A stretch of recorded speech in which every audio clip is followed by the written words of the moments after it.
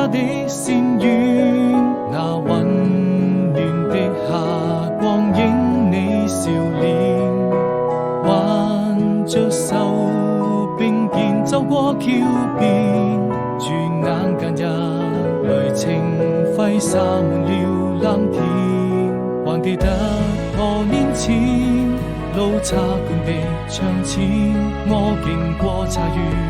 那就是永遠。不需一聲再見，不需一句誓言，因為我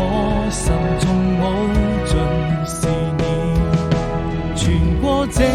條長街，來到青石上面，